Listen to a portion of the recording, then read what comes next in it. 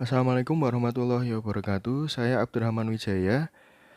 Pada kesempatan kali ini saya akan membagikan hasil penelitian saya yang berjudul Antisipasi Pasar dan Pengaruh Perubahan Peringkat Obligasi Terhadap Return Saham.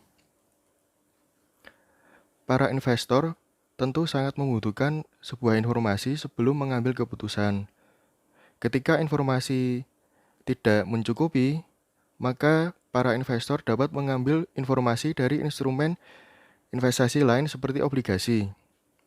Salah satu informasi mengenai surat utang tersebut dapat diperoleh dari lembaga pemeringkat lewat pengumuman perubahan peringkat obligasi yang mereka keluarkan.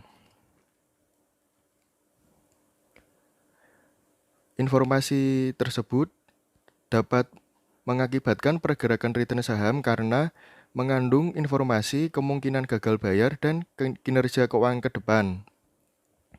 Namun, adanya benturan kepentingan yang mengikis independensi lembaga pemeringkat menyebabkan tidak adanya respon pasar saham atau bergeraknya return saham atas informasi ini. Lalu ditambah dengan isu perbedaan pendapat hasil penelitian terdahulu yang menambah bahwa peristiwa ini layak untuk dikaji ulang. Satu hal yang sering dilupakan pada penelitian-penelitian terdahulu adalah potensi antisipasi pasar yang belum banyak diperhatikan. Apa yang dimaksud antisipasi pasar? Berikut adalah ilustrasinya. Gambar A menandakan bahwa tidak adanya pergerakan pada saat setelah terjadinya peristiwa.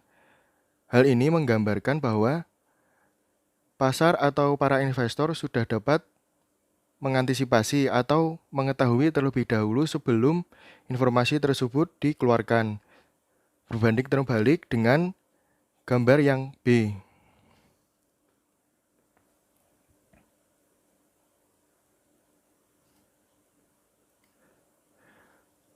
Namun, antisipasi pasar tidak dapat digambarkan jika tidak ada proksi yang mewakilinya. Nah, pada penelitian ini, saya menggunakan proksi tingkat konsentrasi kepemilikan perusahaan yang menggambarkan banyaknya aliran informasi dan ketimpangan informasi yang terjadi. Perusahaan yang terkonsentrasi digambarkan sebagai perusahaan yang lebih mengantisipasi sebuah informasi termasuk informasi perubahan peringkat obligasi.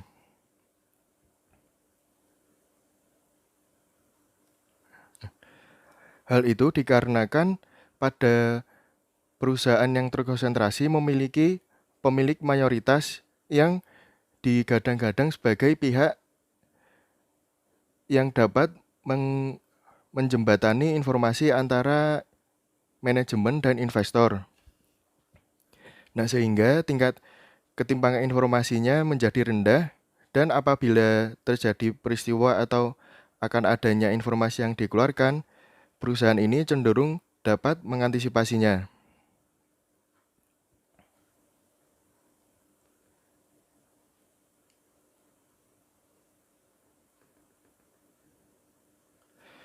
Namun, pernyataan tersebut tidaklah selalu benar.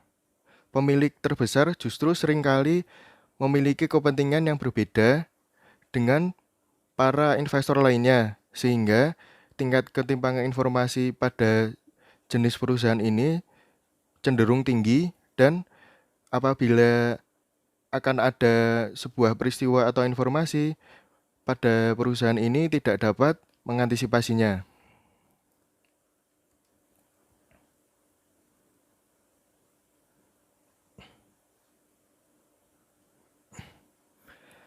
Nah, berdasarkan hal tersebut, maka penelitian ini akan dilakukan pengujian terhadap saham perusahaan yang memiliki obligasi dan dinilai oleh PT Pemeringkat Efek Indonesia atau PT Pevindo. Lembaga pemeringkat tersebut dipilih berdasarkan argumen satu-satunya lembaga pemeringkat yang dimiliki Indonesia dan telah menilai sebagian besar surat hutang yang terdaftar pada Bursa Efek Indonesia.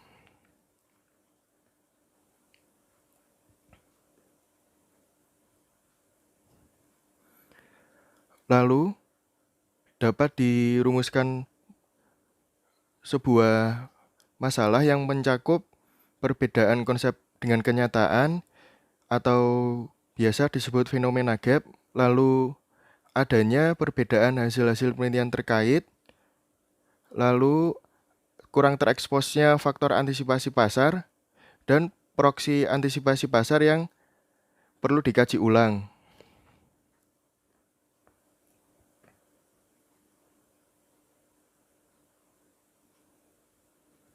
Nah, lalu memunculkan beberapa pertanyaan penelitian, yaitu apakah peristiwa kenaikan dan penurunan dapat memengaruhi return saham, lalu apakah dua peristiwa tersebut lebih memengaruhi perusahaan tersebar yang seringkali dipandang tidak dapat mengantisipasi sebuah peristiwa, lalu terakhir, yaitu mengkonfirmasi apakah tingkat konsentrasi kepemilikan berpengaruh terhadap return saham.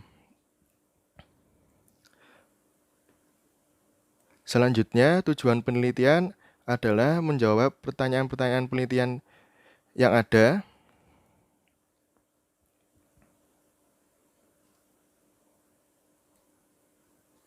Pada segi kontribusi, penelitian ini diharapkan dapat bermanfaat dari dua segi aspek, yakni aspek empiris berupa pembuktian kembali terhadap pengaruh perubahan peringkat obligasi dengan menambahkan faktor tingkat antisipasi pasar.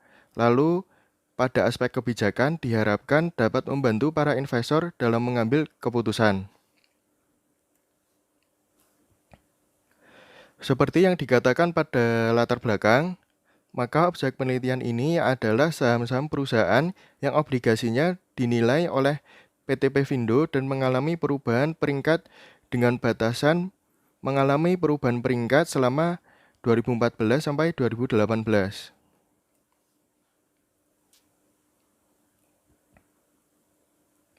Masuk kepada tinjauan pustaka dan pengembangan hipotesis. Pertama, landasan teori utama pada penelitian ini adalah teori ketimpangan informasi yang diprakarsai oleh George Akerlof tahun 1970. Yang pada intinya mengatakan bahwa akan ada selalu ketimpangan yang terjadi pada saat dua pihak bertransaksi, di mana satu pihak berpotensi mengalami kerugian karena mempunyai kekurangan informasi dibandingkan pihak lainnya. Nah, hal itu juga berlaku pada konteks transaksi yang terjadi dalam perusahaan, di mana investor seringkali cenderung menjadi pihak yang dirugikan karena kekurangan informasi. Sehingga lembaga pemeringkat sangat dibutuhkan sebagai pihak ketiga untuk mengurangi ketimpangan informasi yang terjadi.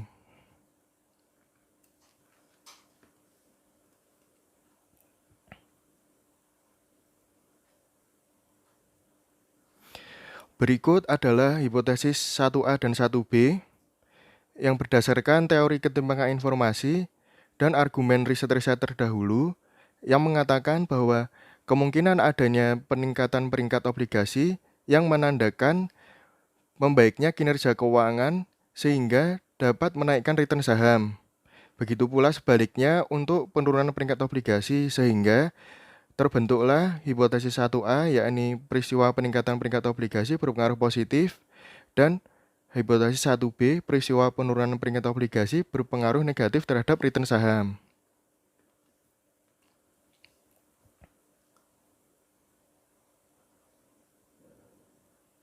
Berdasarkan teori dan argumen yang sama dengan ditambahkannya aspek antisipasi pasar, di mana perusahaan yang terkonsentrasi diasumsikan lebih dapat mengantisipasi atau mengawasi para manajer perusahaan sehingga tingkat ketimpangan informasinya cenderung rendah. Maka dari itu terbentuklah hipotesis 2A, yakni peristiwa peningkatan peringkat obligasi berpengaruh positif lebih kuat pada return saham perusahaan dengan pemilikan tersebar yang diasumsikan sebagai perusahaan yang tidak dapat mengantisipasi sebuah peristiwa. Begitu pula dengan hipotesis 2B, di mana peristiwa penurunan peringkat obligasi berpengaruh negatif lebih kuat terhadap return saham perusahaan dengan kepemilikan yang tersebar.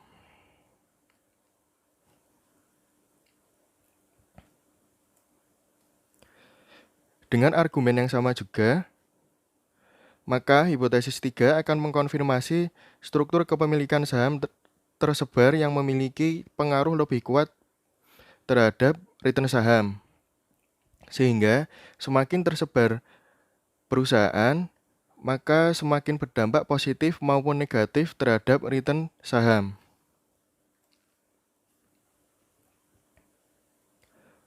Masuk kepada metode penelitian. Pada penelitian ini dibutuhkan data sekunder berupa data perubahan peringkat obligasi, lalu data harga atau return saham, dan data tingkat kepemilikan saham yang diperoleh dari masing-masing laporan keuangan atau laporan bulanan perusahaan. Lalu dari segi teknik pengambilan sampel, pada penelitian ini menggunakan metode purposive sampling dengan kriteria perusahaan tercatat sebagai penerbit obligasi dan saham sampai dengan tahun 2018, di mana kriteria pertama ini juga merupakan jumlah populasi dalam penelitian ini. Lalu, kriteria kedua, obligasi perusahaan harus diperingkat oleh PT Pevindo. Selanjutnya, obligasi masih beredar atau outstanding dan mengalami perubahan peringkat selama periode observasi. Lalu yang keempat, terdapat tanggal informasi kapan terjadi perubahan peringkat. Yang terakhir adalah perusahaan yang memiliki kelengkapan laporan keuangan bulanan selama periode pengamatan. Sehingga didapatkanlah sampel berjumlah 26 perusahaan dari 615 perusahaan.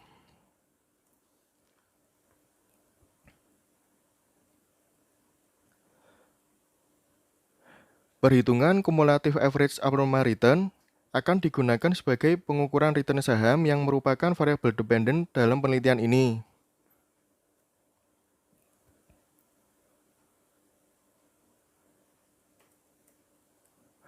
Lalu, persentase kepemilikan saham terbesar akan digunakan untuk mengukur tingkat konsentrasi kepemilikan yang akan digunakan untuk menguji hipotesis 3A dan 3B yang merupakan pengujian pengaruh peringkat pengujian tingkat konsentrasi kepemilikan terhadap return saham.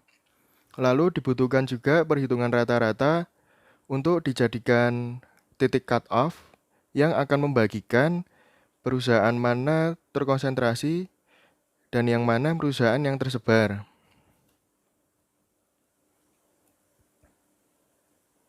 Selanjutnya adalah metode analisis yang akan digunakan untuk menguji hipotesis 1A, 1B, 2A, dan 2B yang merupakan studi peristiwa, di mana periode jendela yang dipilih adalah -10 sampai dengan +10 setelah peristiwa terjadi. Lalu, saham perusahaan yang mengalami peristiwa lain selain peristiwa perubahan peringkat obligasi akan dikeluarkan dalam penelitian ini. Selanjutnya, setelah itu akan menghitung CAR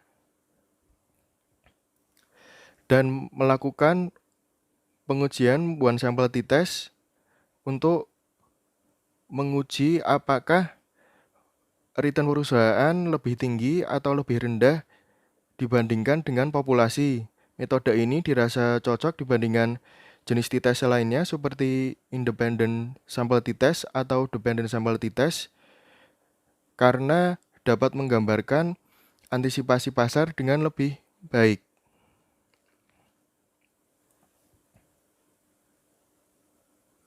Berikutnya adalah uji pengaruh tingkat konsentrasi kepemilikan, di mana akan digunakan metode regresi berganda dengan bantuan beberapa variabel kontrol, yakni ukuran perusahaan, umur perusahaan, lalu likuiditas saham perusahaan, yang akan membantu untuk menghindari model penelitian uji pengaruh yang akan menghasilkan hasil yang bias atau model penelitian yang bias.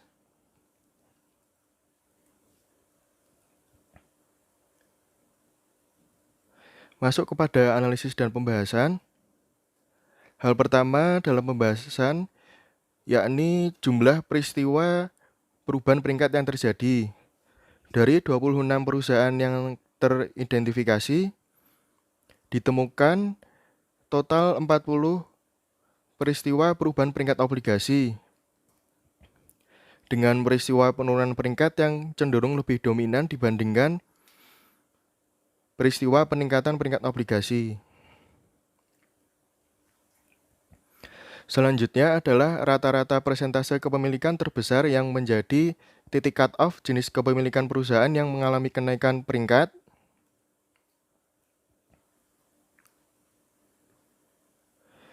Begitu pula dengan total 61,25% yang juga akan digunakan sebagai titik cut-off untuk membagi mana perusahaan terkonsentrasi dan yang mana perusahaan tersebar untuk peristiwa penurunan peringkat obligasi.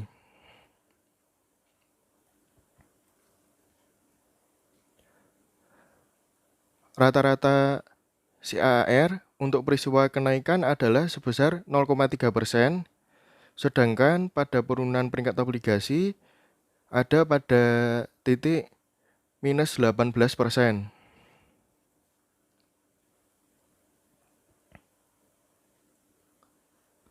Selanjutnya disajikan CAR yang membagi dua jenis kepemilikan perusahaan, di mana secara mengejutkan untuk perusahaan terkonsentrasi yang mengalami peningkatan peringkat obligasi dan juga perusahaan tersebar yang mengalami peningkatan kompak menunjukkan hasil negatif, di mana hal itu bertentangan dengan peristiwa peningkatan peringkat obligasi.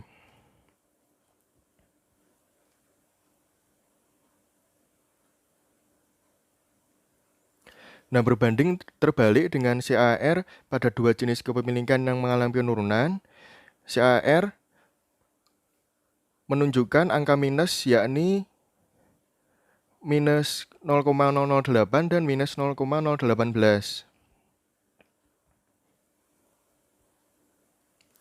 Lalu sampai kepada pengujian hipotesis 1A pada dua jendela pasca peristiwa, yaitu jendela plus 1 sampai plus 5 dan plus 1 sampai plus 10 hari setelah peristiwa, menjadi bukti terdukungnya pengaruh positif peristiwa kenaikan peringkat obligasi terhadap return, di mana hal tersebut mendukung pernyataan George Akerlof dalam teori ketimpangan informasinya yang mengatakan bahwa permasalahan ketimpangan informasi selalu terjadi, termasuk pada konteks ini adalah perusahaan.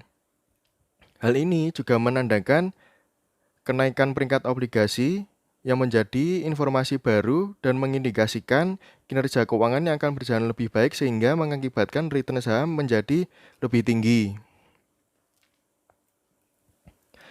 Sama dengan halnya hipotesis 1A, dua jendela pasca terjadinya penurunan peringkat menandakan terdukungnya hipotesis 1B, di mana selain mendukung teori ketimpangan informasi, hal ini menandakan bahwa perusahaan enggan mengumumkan sesuatu yang membuat sentimen negatif investor kepada perusahaan.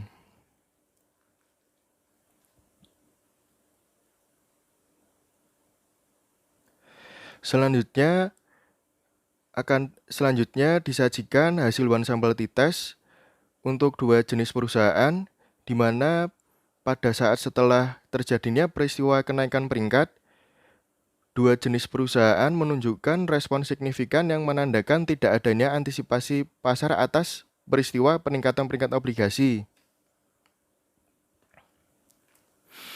Begitu pula dengan penurunan peringkat obligasi yang hasil pengujiannya juga sama-sama tidak dapat mengantisipasi atau ditunjukkan dengan adanya respon yang signifikan, yang negatif signifikan pasca terjadinya peristiwa.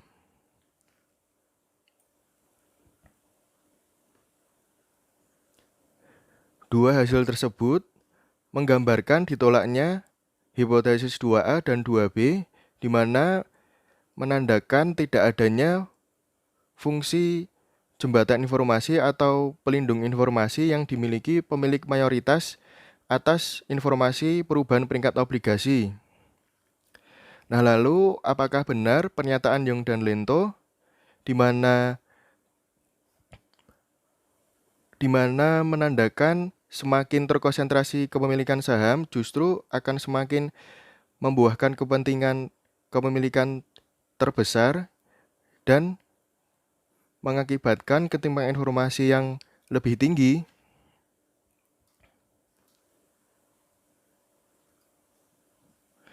Mari masuk kepada tahap pengujian hipotesis 3A dan 3B.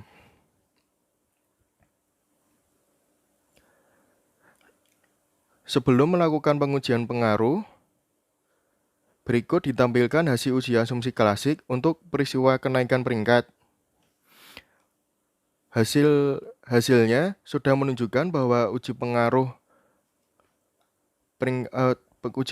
tingkat konsentrasi kepemilikan saham terhadap return saham pada saat terjadinya peristiwa kenaikan dan penurunan peringkat obligasi sudah layak untuk dilakukan.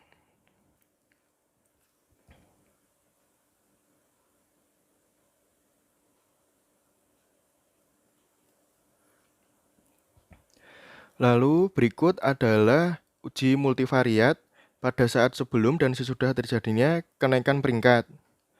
Hasil menunjukkan bahwa tingkat konsentrasi kepemilikan berpengaruh positif signifikan pada return saham.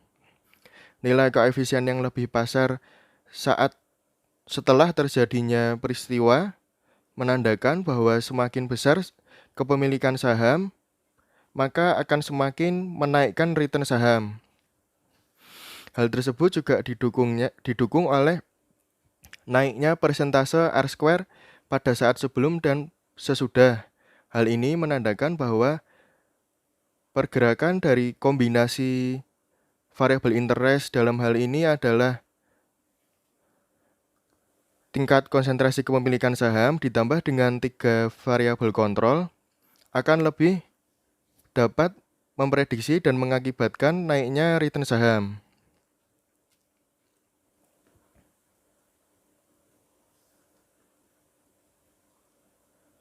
Nah, hasil tersebut juga tercermin pada uji multivariat tingkat konsentrasi kepemilikan pada saat terjadinya penurunan peringkat obligasi, di mana pada model sesudah peristiwa menggambarkan nilai koefisien yang lebih tinggi dibandingkan dengan model sebelum peristiwa.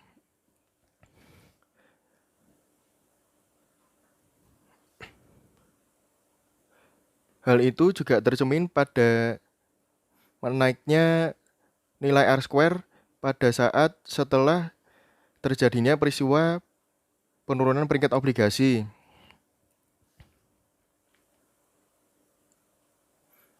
Nah, dua uji multivariat tersebut menandakan bahwa pada penelitian ini tidak mendukung hipotesis 3A dan 3B, di mana ketimpangan informasi selalu terjadi pada saat peristiwa peningkatan maupun penurunan peringkat obligasi. Lalu fungsi perlindungan yang dimiliki oleh pemegang saham mayoritas yang digadang-gadang sebagai penjamin informasi dari manajemen dan investor tidak berjalan dengan baik pada penelitian ini.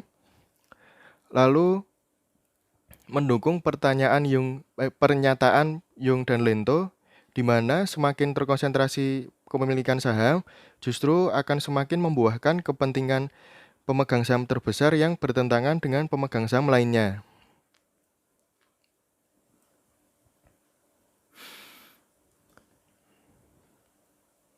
Sebagai penutup, penelitian ini memiliki 3 kesimpulan.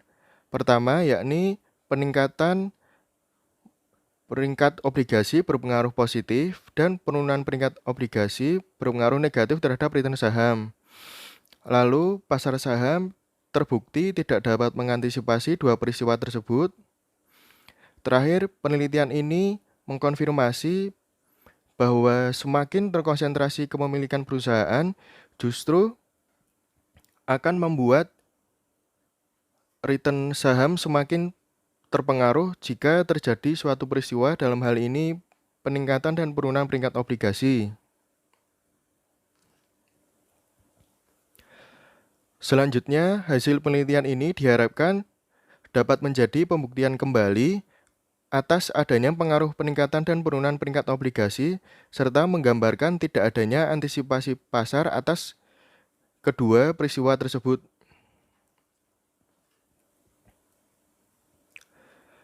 Penelitian ini memiliki beberapa keterbatasan, yakni unit analisis yang hanya berupa emiten saham dan obligasi yang terdaftar pada Bursa Efek Indonesia. Lalu, karena ketertarikan riset, penelitian ini hanya menggunakan satu lembaga pemeringkat, yakni PT Pevindo. Terakhir, penelitian ini hanya menggunakan satu proksi untuk menggambarkan antisipasi pasar, yakni proksi tingkat konsentrasi kepemilikan saham. Sampai pada akhir presentasi ini, saya ucapkan terima kasih banyak atas semua perhatiannya. Wassalamualaikum warahmatullahi wabarakatuh.